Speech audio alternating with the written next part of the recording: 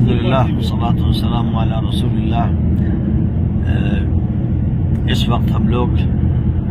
شہر سمرقند سے نکل کر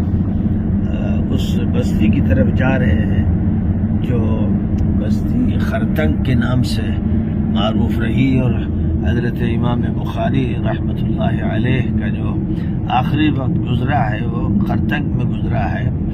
جب بخارا کے گورنر نے ان کو بخارا میں بھی نہیں رہنے دیا تھا اور وہ خرتنگ چلے گئے تھے اپنے بعض رشتہ داروں کے پاس، اور پھر عید الفطر کی شب میں 256 میں حضرت امام بخاری رحمۃ اللہ علیہ کا انتقال ہوا تھا۔ ہم حضرت مولانا سید ابو الحسن علی حسنی ندوی رحمۃ اللہ علیہ اور حضرت شیخ عبد الفتاح ابو مدہ رحمۃ اللہ علیہ اور دیگر بڑے علماء کے ساتھ 1993 میں حضرت امام بخاری کی قبر پر حاضر ہو چکے تھے۔ وہ عجیب منظر تھا، ظاہر ہے کہ تاریخ کے وہ لمحات ایسے تھے جن کو محفوظ کیا گیا، قلم سے تو بہرحال ان کو محفوظ کر لیا گیا، لیکن جو کیفیات تھیں، جو تصویریں تھیں، وہ اللہ جانتا ہے، اور جنہوں نے وہ مناظر دیکھے تھے وہ ان کے سینے میں محفوظ ہیں، دماغ میں وہ ریکارڈ ہیں۔ بہرحال وہ لمحات تو واپس نہیں لائے جا سکتے، لیکن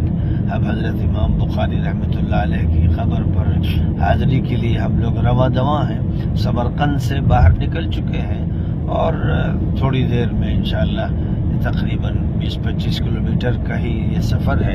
امام بخاری کی قبر پر حاضری دی جائے گی، اور امام ابو منصور ماتوریدی کی قبر بھی قریب ہے، پھر وہاں پر بھی انشاءاللہ حاضری دی جائے گی، اور حضرت عباس حضور پاک علیہ الصلاۃ والسلام کے چچا کے جو بیٹے تھے قسم ابن العباس، انہوں نے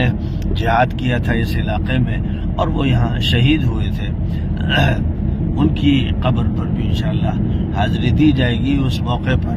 ہم لوگ حضرت قسم ابن عباس کی قبر پر بھی حاضر ہوئے تھے۔ اللہ تعالیٰ ان حضرات کی نسبت عطا فرمائے، حضور پاک علیہ السلام کے آل بیت کی اور آپ کے صحابہ اخیار کی نسبت عطا فرمائے، اور پھر ان کی جو بڑے بڑے مفسرین و محدثین و متکلمین و فقہا اس علاقے میں رہے ہیں۔ سمرقند تو بابر کے دور میں تو دارالخلافہ تھا اور ہمیشہ اس کی شہرت رہی، اور بہت بڑی شخصیات سمرقند سے ظاہر ہوتی رہی، ان میں سے جن کی بھی قبریں محفوظ ہیں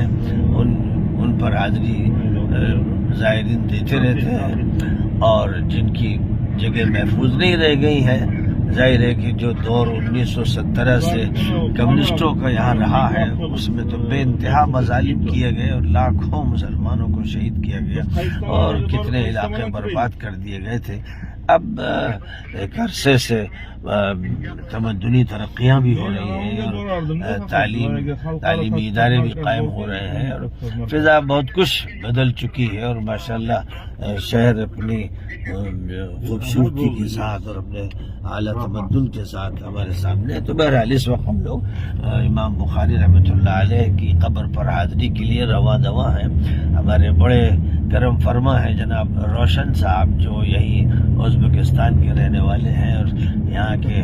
بڑے نیک اور صالح لوگوں میں ہیں، تاجروں میں ہیں، وہ گاڑی چلاتے ہوئے اپنی گاڑی پہ ہم لوگوں کو لے جا رہے ہیں۔ اللہ تعالیٰ ان کو جزائے خیر عطا فرمائے۔